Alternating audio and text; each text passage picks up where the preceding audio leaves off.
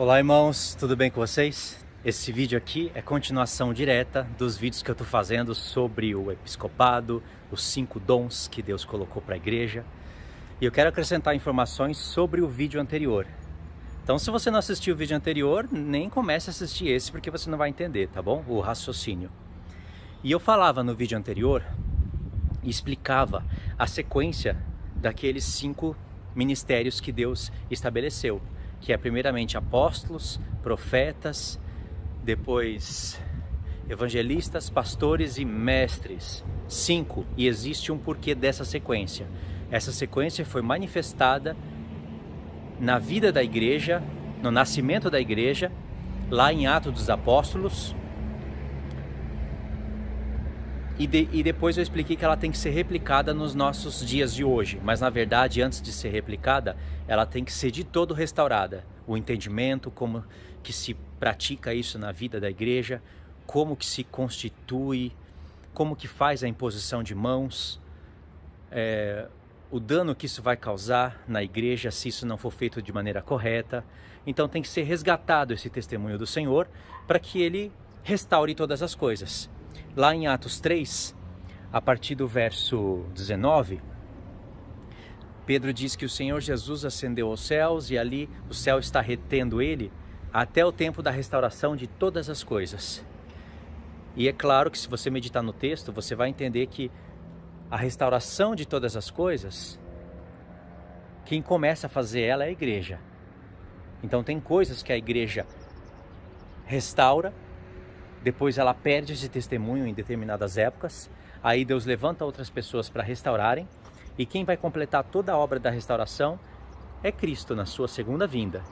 E aí, com a igreja e os corpos glorificados, ainda o processo de restauração de todas as coisas vai ter que ser ampliada, aplicada no milênio, porque vai ter que restaurar nações, lugares assolados, ensinar a palavra de Deus para todas as nações restantes. Então a restauração continua.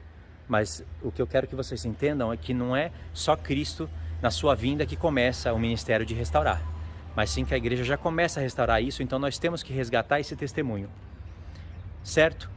E eu falava que aquele episcopado, que é o cargo de supervisor geral da igreja, o nível mais alto mesmo, que é um bispo, é um presbítero, e que bispo e presbítero é a mesma coisa, eles vão supervisionar tudo, toda a liderança da igreja. Eles têm que ser aptos para isso. Fora isso, todos os outros requisitos que são ali os frutos do Espírito Santo manifestos nesses supervisores, superintendentes, e que eles têm que ser irrepreensíveis. Mas se você olhar para os textos onde Deus fala dos requisitos, você vai ver que Deus ali, ele exige muitas características desse episcopado. Só que você vai perceber que em algum ponto a mesma exigência que ele fez para um bispo, para um episcopos, ele fez também para um diácono. E aí você fica confuso, né, no início, né? Como que pode estar exigindo a mesma coisa para cargos tão diferentes? Na verdade, diácono não é um cargo, não é algo que está ali abaixo daqueles 5 ministérios de Efésios 4. Diácono é ministério. Eu sou um diácono já. Você, se faz alguma coisa para a obra de Deus, é um diácono. Diácono é ministro. A palavra é grega, diáconos, e às vezes ela é transliterada na nossa Bíblia e às vezes ela é traduzida. E aí, se você estuda a fundo essa questão, você vai ver que a nossa Bíblia, embora é a palavra de Deus e é suficiente para salvar na instrução geral, ela teve, Deus permitiu que homens colocassem a mão ali e colocassem as suas tendenciosidades. Não posso explicar aqui agora, mas o calvinismo meteu a mão em algumas traduções para facilitar para o lado deles. Aquelas pessoas que são contrárias à lei meteram a mão em algumas traduções. E também essa questão de traduzir presbítero, transliterar presbítero num ponto e traduzir em outro, transliterar diácono em um ponto e traduzir em outro, transliterar a palavra anomos, que é contra a lei, transliterar não traduzir ela corretamente e mudar ela por uma outra palavra que não tem o mesmo peso, isso vai mudando de pouco a pouco, isso vai mudando o conceito do Senhor e os conselhos do Senhor. E nessa parte de diácono acontece a mesma coisa. Porque Deus também saberia que hoje todos nós teríamos um aplicativo, My Bible, um aplicativo de Bíblia, e nós poderíamos fazer a nossa pesquisa sem ter que estudar o grego. É claro que se estudar, a sua pesquisa fica mais profunda. E também o hebraico, mesma coisa eu falo do hebraico. Quando você vai pesquisar a palavra diácono, você vai ver que às vezes está traduzido como ministro, servos. Mas e aí? Pelo português ela não tem relação nenhuma, né? E aí você vê que Jesus, ele é um diácono, Paulo, ele é diácono, Pedro é chamado de diácono, pessoas abaixo de Paulo e de Pedro são chamadas de diáconos, mas Paulo tem o episcopado, Pedro também, mas são diáconos, são ministros. Tem um determinado ponto ali que Paulo fala quem que é Paulo e quem que é Apolo. Ali ele poderia falar quem que é Pedro também, porque as pessoas estavam escolhendo quem eram os seus ministros, né? Eu sou de Paulo, eu sou de Pedro, eu sou de Apolo. E outros, querendo ser mais espirituais, falavam, eu sou de Cristo. Paulo repreendeu todos esses 4 grupos. E aí ele falou, quem que é Paulo e quem que é Apolo? São servos do Senhor Jesus. E aí ele falou que um planta, o outro rega, mas quem dá o crescimento é Deus. Mas ele fala, todos nós somos servos. Em outras traduções está ministros. E no grego está diáconos. Entendeu? Então, diácono é isso. Entende? Ou seja, todos nós somos ministros da nova aliança. Paulo não falou isso em um determinado ponto em Coríntios? Se eu lembrar de colocar os textos para vocês, ou se vocês me lembrarem, eu vou colocar os textos para vocês, para adiantar. Aí eu procuro o capítulo, o versículo e coloco no comentário fixo. Aliás, é sempre bom você ler o meu comentário fixo, que ali eu coloco acréscimos, instruções, dicas. Então, se eu não colocar, me lembra. Aí eu vou e atualizo o comentário. Então, Paulo fala, quem que é um, quem que é outro? São diáconos do Senhor. Entendeu? Agora vamos dar uma analisada rápida na palavra presbíteros. Todos nós somos diáconos de uma nova aliança, é isso que está escrito no grego. Todos nós, não importa se a pessoa é pastor ou não, se a pessoa tem esse dom ou não, se a pessoa tem o dom de evangelista ou não, se a pessoa tem o dom de mestre ou não, todos nós somos diáconos, de uma maneira ou de outra. E aí tem o episcopado, que aqui você pode conquistar isso aqui na terra, mas você precisa ser irrepreensível, você precisa passar por todas as categorias ali, ter uma bagagem de vida, uma experiência desenvolvida, ser realmente um fruto amadurecido, ter os dons do Espírito, os frutos do Espírito, ser uma pessoa amadurecida, e isso só vem com o tempo, com a velhice. Por isso que todo bispo que executa o episcopado, que é o cargo máximo, que é o supervisor geral de todos os outros dons e de todos os outros pastores, de toda a igreja local ali, depende de como a pessoa vai querer entender isso, né? Para você chegar nisso, você precisa ser ancião. É necessário isso e todas as outras coisas, né? Que Paulo colocou ali como requisito para o episcopado. Só que a maioria não vai conseguir isso. A maioria não vai aspirar isso. Não vai aspirar isso aqui na terra. Mas a pessoa, mesmo assim, ela foi comprada com o sangue do Senhor Jesus.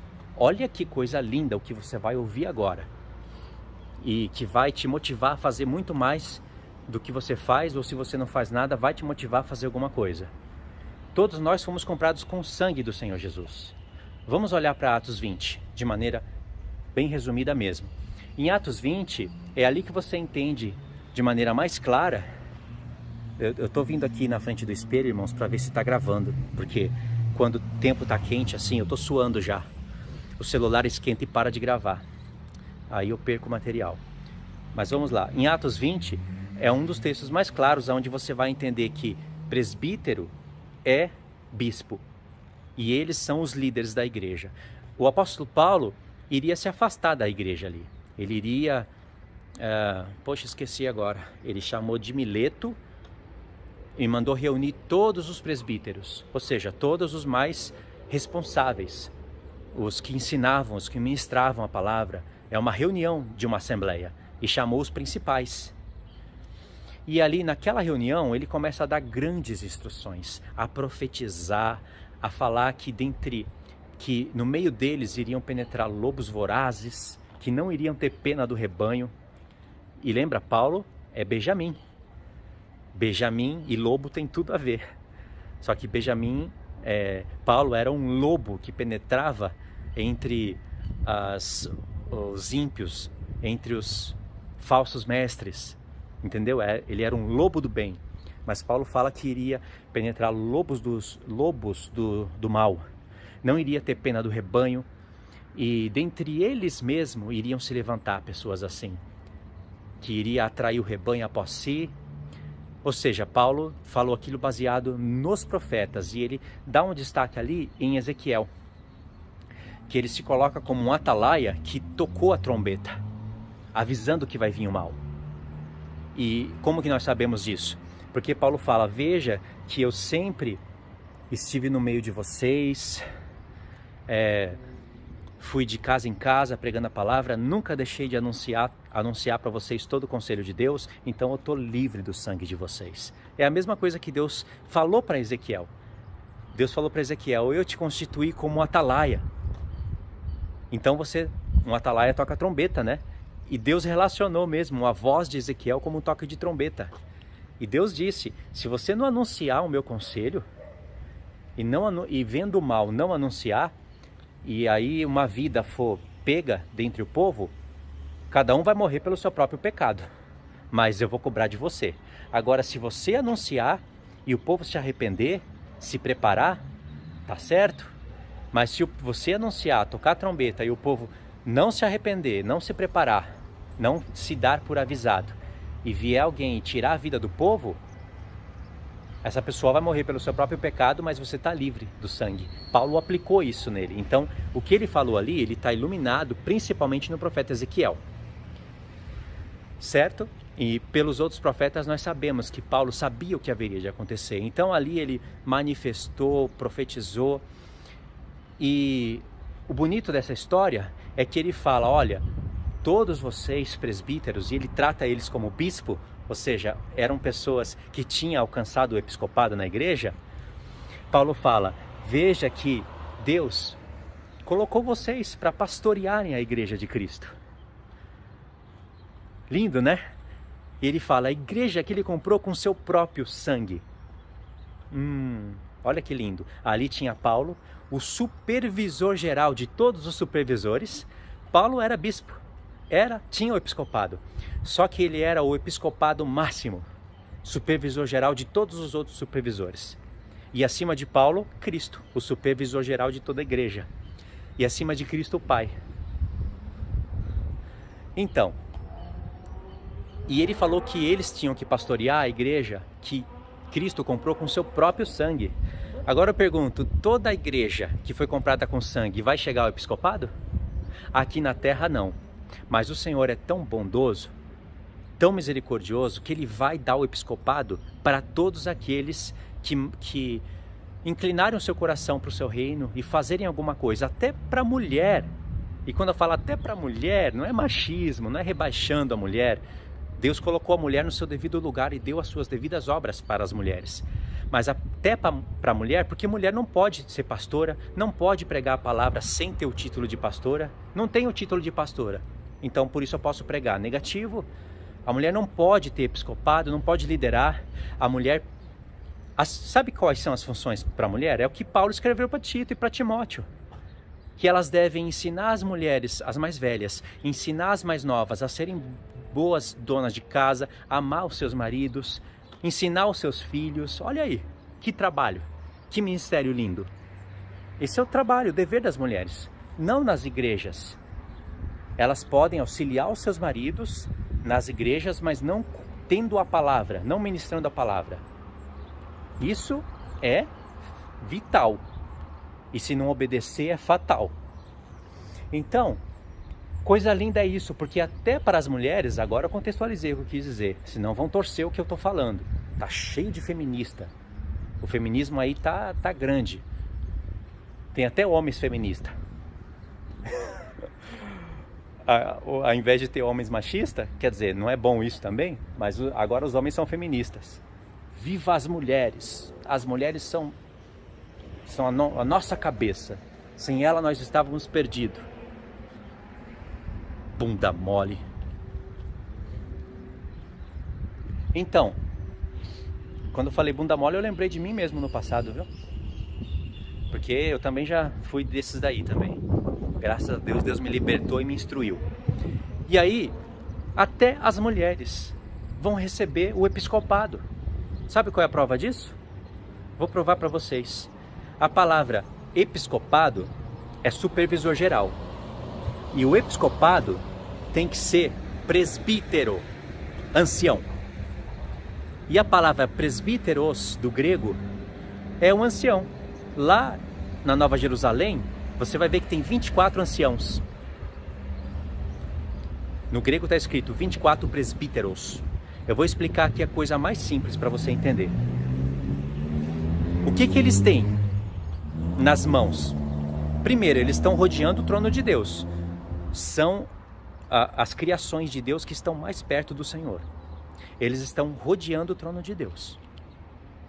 Eles têm harpas nas mãos e incenso. A harpa é música. Incenso são as orações dos santos. Eles presidem sobre nós. E é um reflexo de nós. E eles não presidem somente sobre nós. Os anjos oram. Os anjos precisam aprender. Os anjos precisam de liderança. O Senhor Jesus falou: Pai, na oração que convém orar, Pai, seja feita a sua vontade aqui na terra como é no céu. Entendeu? Então aquilo é um reflexo do que há de ser. É um reflexo da igreja. Eles existem, mas Deus vai fazer a igreja naquele modelo. Eles têm nas suas mãos taças de ouro com as nossas orações. Eles ministram isso para Deus com louvores. Isso é o que nós vamos fazer quando chegar o tempo da glorificação dos nossos corpos e tivermos coroa de ouro, assim como eles têm. Eles se prostram diante do Senhor e colocam a coroa diante do Senhor para dizer que tudo vem dele, para dizer só o Senhor é rei. Embora ele vai fazer de nós reis e sacerdotes, é para mostrar só o Senhor é rei, numa reverência total e profunda. Embora nós sejamos reis, eles entregam as suas coroas para o Senhor. E nós vamos fazer o que eles fazem no milênio para as nações. Isso não é profundo? Isso é lindo. E por que 24? Deus já está dando uma mensagem para a gente. É uma referência a 12 tribos e a 12 apóstolos. O Senhor escolheu primeiramente 12 tribos. E é através das tribos que o Senhor manifesta a entrada dos gentios no reino dele. Vocês conhecem, eu vou resumir tudo aqui em uma frase: as duas casas de Israel. Pronto, para não ficar falando muito. Então é pelas tribos que nós temos entrada no reino. Pode ver que a Nova Jerusalém tem 12 portas e nela escrito o nome das 12 tribos de Israel. Não tem porta para calvinismo, não tem porta para adventismo, não tem porta para a Igreja Católica Romana, não tem porta para a Igreja Presbiteriana, que conhece bem melhor do que qualquer outra igreja o ministério de presbitério. Infelizmente, eles estão afetados pelo calvinismo, por João Calvino e por Charles Spurgeon, a quem eles sempre ficam reverenciando em suas pregações, infelizmente. Não tem entrada para nada disso. Tem entrada para as 12 tribos de Israel. Você vai entrar por uma daquelas portas.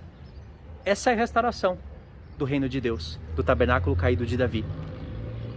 Por isso que naquele contexto mesmo, em Apocalipse 22, o Senhor, após ter mostrado toda a Nova Jerusalém restaurada, o Senhor Jesus fala: eu sou a raiz e a geração de Davi. O que aconteceu com a raiz de Davi e na geração de Davi? Na geração de Davi, o Senhor conquistou, derrubou todos os inimigos debaixo dos pés de Davi. Está escrito isso. 1 Reis 5.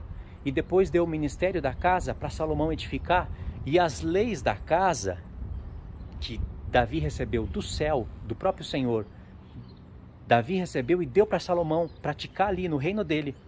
Aí você vai ver que Deus mandou separar 24 homens para 12 turnos de músicos. Ao todo dá 288, 144 duas vezes. E depois 12 turnos de 24 mil homens. Irmãos, é uma coisa linda. Daí você entende tudo a visão do Apocalipse. Está no livro de Reis, no livro de Crônicas.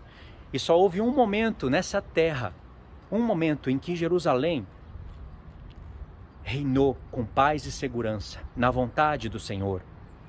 E reinou sobre todas as nações, foi rainha da terra. Foi ali como é que fala? O exemplo de formosura, de perfeição, como está lá em Lamentações. Foi chamada de Cidade Santa e de muitos outros nomes.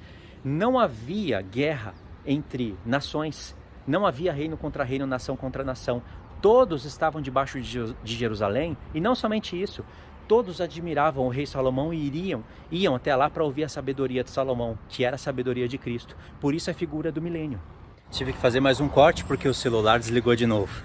Agora o sol abaixou, acho que ele não vai desligar mais. Mas também eu estava para terminar o raciocínio. O que eu estava falando é que todos habitavam em paz e segurança, que é uma réplica para o milênio. E aí quando você vai querer olhar o milênio, você olha as coisas do Apocalipse. E aquela visão que o Senhor está apresentando em Apocalipse 4, 5, ela é uma profecia para o milênio. Tem vários sentidos para você enxergar isso. Então, todos nós vamos ser presbíteros, reis e sacerdotes. Só que uns vão ser mais, em categorias mais elevadas, e outros menos.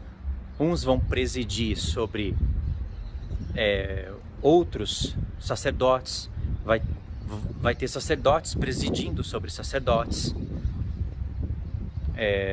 pessoas que não vão poder governar alguns aspectos de algumas nações, não vão poder governar muitas nações, mas vão ser reis e sacerdotes do Senhor, porque são corpo de Cristo. Ainda que aqui na terra nunca exerceu o episcopado, mas aqueles que exerceram e fizeram corretamente, obviamente, acredito eu, eles vão ter cargos mais elevados. O apóstolo Paulo não era um rei e sacerdote?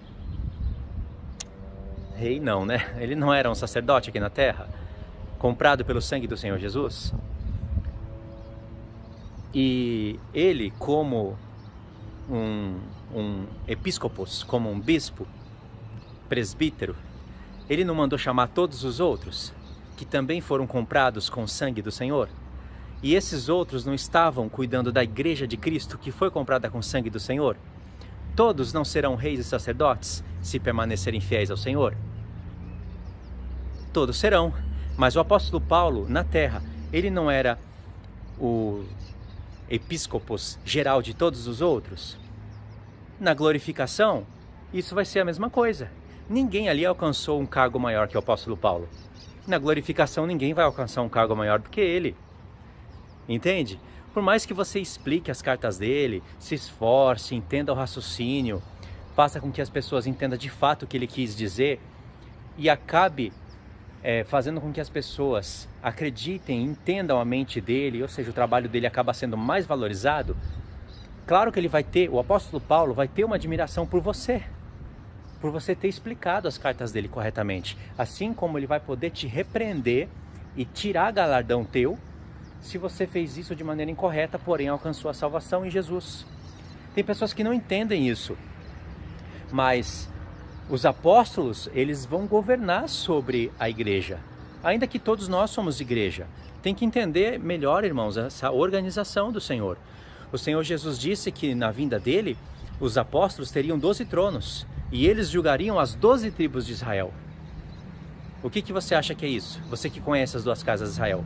Você não pode ler um texto desse e achar que o Senhor Jesus está dizendo que os apóstolos vão julgar as 12 tribos de Israel lá do passado. Não faz sentido. Eles são apóstolos da nova aliança. Ainda que eles possam julgar pessoas do passado, eles vão presidir sobre pessoas do futuro. Pessoas que usaram as suas cartas. Irmãos, é um governo, e antes desse governo ser estabelecido, vai passar por um tribunal. Todos nós estaremos diante de Cristo, mas Cristo vai ter ali os seus principais, os seus primeiros, para julgar os outros. Você acha, quem é que vai pedir conta para mim das explicações que eu dei das cartas dos apóstolos? Deus vai falar todos os calvinistas aqui na minha frente. Todos os adventistas, aqueles que alcançaram a salvação no Senhor, aqui na minha frente. Todos os tais, aqui na minha frente. Vamos lá. Quem mandou você falar isso usar a minha carta para falar isso? Não, mas a Ellen White explicou e usou o seu texto. A Ellen White? Vai ter que dar conta. Juízo investigativo? Aonde eu falei disso em alguma carta? E o Senhor Jesus vai ser o administrador geral. Ele que vai estar julgando todas essas coisas. Mas é um tribunal de Cristo.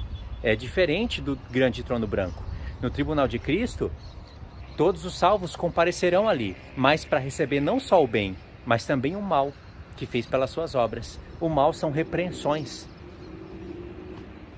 É assim que eu entendo. Eu não entendo que no tribunal de Cristo vai ter condenação, porque os que serão condenados não podem ressuscitar na primeira ressurreição. Não segundo os textos bíblicos. Então, para o tribunal de Cristo é galardoar. Só que não é só galardoar, é também tirar galardão de quem não merece. E tem mais, no tribunal de Cristo haverá condenação sim, mas não a condenação de igreja, não a condenação de quem ressuscitou para receber um julgamento. Ali haverá a condenação da besta e dos falsos profetas. Vai haver tudo ali no tribunal de Cristo. E lá no grande trono branco, um outro momento, um outro aspecto. Vai ter julgamento, vai ter não só condenação, mas também absolvição. Então você vê que esse é um assunto rico que se correlaciona com todos os outros pontos da Bíblia. O importante é você compreender que Deus ainda vai dar a chance para quem nunca alcançou o presbitério aqui na terra, alcançar o presbitério celestial. E você vai ter que se contentar. Aliás, ninguém vai reclamar de nada. Ninguém. Porque presta atenção nisso. Ainda que as promessas do Senhor se limitassem ao que Ele prometeu para as nações, irmãos, isso seria uma maravilha. Isso seria glorioso. Ainda que se limitasse, restringisse a isso. Você vai ter o corpo glorificado, mas vai viver muito tempo, mas vai estar sujeito à morte ainda. Se você pecar, mesmo assim, irmãos, seria uma maravilha. Viver muito mais do que nós vivemos, com muito mais saúde, com muito mais força, num reino onde Cristo estará presente, num reino onde não haverá ladrões, políticos ladrões, não haverá adultério. Se houver, vai morrer, porque ainda vai existir o pecado. Não, nós poderemos brincar com os animais, os nossos filhos, considerando que a promessa de Deus fosse restringida a só o que Ele prometeu para as nações, os nossos filhos brincando com animais, o sol tendo uma glória muito mais elevada e a lua também, como eu já falei em vídeos antigos. Imagine, olha hoje o mundo, quem quer morrer? Ninguém quer morrer, só quer morrer quem está em depressão, só quer que tudo acabe logo e Jesus venha e acabe logo quem é egoísta, quem não conhece os tempos. Tem pessoas que o Senhor quer salvar ainda e tem pessoas que, não entendendo isso, acha que Jesus podia vir agora mesmo. Ah, que se dane meus familiares, meus irmãos, ninguém quer saber de Jesus. Eu quero logo a glória. Isso é pessoa egoísta, sem entendimento. Tem pessoas que escrevem isso no comentário achando isso lindo. E às vezes eu dou um coraçãozinho ainda. Claro que não, irmãos, nós temos que pensar mais. Então, nesse mundo aqui, perverso, todo tecnológico, todo cheio de todo tipo de perversidade, ninguém quer morrer, todo mundo quer viver. Imagine se as nações praticassem somente 2 mandamentos do Senhor. Imagine se elas não matassem e não adulterassem. Ainda ia existir falsos deuses, idolatria, roubo, mas não poderia nem matar e nem adulterar. Se fizesse, morreria na hora. Fosse assim um castigo imediato do céu. Esse mundo seria quase um paraíso, só com 2 mandamentos sendo observados, e ainda nessa terra do jeito que ela é. Agora imagine 3 mandamentos do Senhor sendo cumpridos. Só 3. É proibido matar, roubar e adulterar. Quem fizer morre na hora.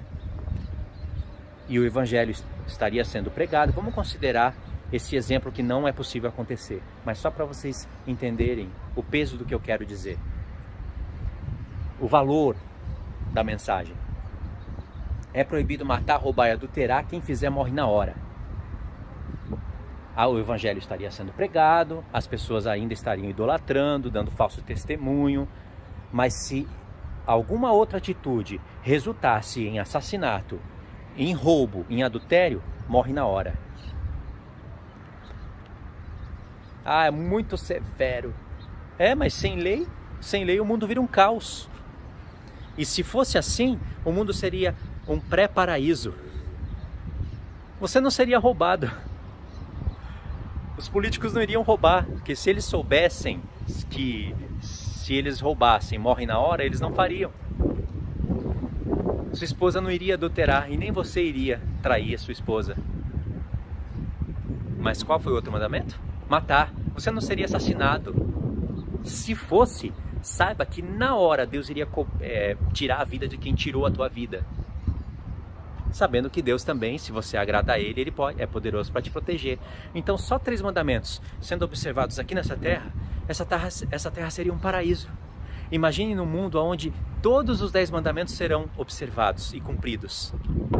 O que eu quero dizer com isso? Você entende o que eu quero dizer com isso? A conexão que isso tem, a correlação de uma coisa com a outra? Que se ainda que a promessa do Senhor fosse restringida ao que Ele prometeu para as nações, nós seríamos gratos. Ainda mais, muito mais, a promessa que Ele fez para nós de ainda podermos alcançar o céu. Os reis e sacerdotes reinarão sobre a terra, mas eles terão alcance ao céu. Nós podemos ver o céu, entrar no céu, mas reinaremos sobre a terra. Isso é muito glorioso. E pessoas que nunca puderam desenvolver o episcopado, o presbitério, sendo presbítero celestial, em baixo nível. Irmãos, é muita graça, muita misericórdia. E a eternidade seria pouco para agradecer. Em vista disso, o apóstolo Paulo fala que as tribulações que ele sofria naquele momento, que eram muitas, apedrejamento por pregar o evangelho, fome, morte, perseguição e tudo aquilo, não se compara à glória que haveria de se manifestar nos santos. Não é lindo isso? Uma outra hora eu falo com isso com mais propriedade, mas eu acho isso muito bonito. Então aqui está a mensagem. Eu acrescentei coisas sobre o assunto dos 5 dons, do episcopado, do presbitério, e esse daqui foi o último vídeo que eu gravei sobre o assunto. Eu queria que você desse uma olhadinha na playlist, no comentário fixo, ali eu dou a instrução, encaminho vocês para uma sequência melhor dos estudos, tá bom? Vou continuar falando sobre isso, mas agora eu pretendo ler textos, eu pretendo provar tudo isso que eu estou falando. Mas você tem o My Bible, não tem? Você tem. Se você não tiver, busca aí, é de graça. Tem outros aplicativos que são pagos. Eu uso um pago que eu comprei lá no Japão, até hoje eu uso, e é para mim o mais fácil de usar, o menos complicado e o que me atende. Então eu tenho ele até hoje, que é o Olive Tree. Ele é pago, mas para mim atende muito bem. O My Bible apesar de ser de graça e ter muito mais recurso, eu acho muito mais difícil de você se localizar nele ali.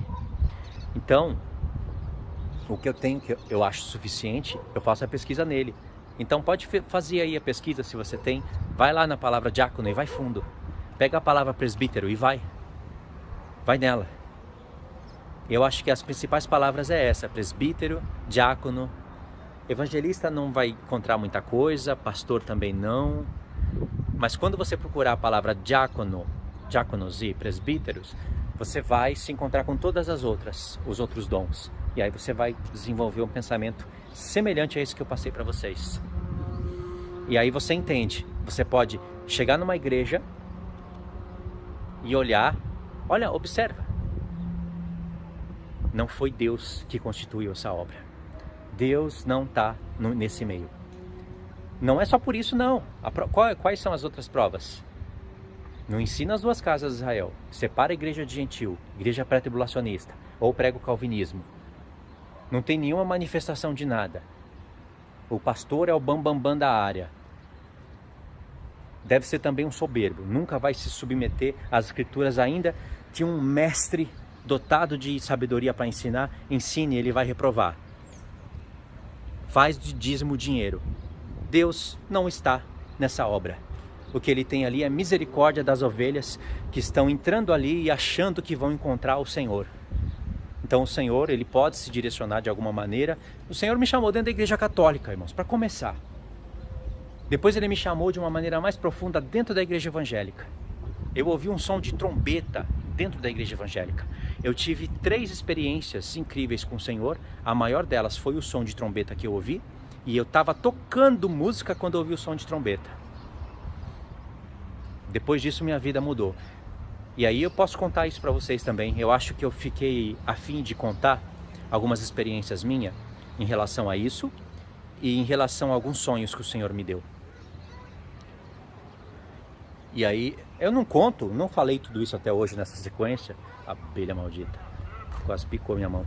Eu não falei isso daí, tudo isso daí alinhado numa certa sequência, porque senão poderia dar a aparência que eu estou querendo me engrandecer. Não, mas hoje eu sei passar a mensagem, vocês vão entender que não é para se engrandecer coisa nenhuma, é para transmitir a minha experiência. A grande misericórdia que Deus manifestou na minha vida e a experiência que eu tive com Ele. E algumas coisas estão se cumprindo. Tá bom? Então, embora eu tenha falado muitas coisas, o assunto principal foi esse. Deus vai te dar o presbitério. Você sendo homem, sendo mulher, Ele vai te dar o presbitério. Mas precisa aprender a palavra dEle, cumprir a palavra dEle, temer o nome dEle, e tentar fazer alguma coisa que frutifique, que manifeste luz no reino do Senhor. Tá bom? Então é isso. Deus abençoe, fiquem todos na paz. Até os próximos estudos.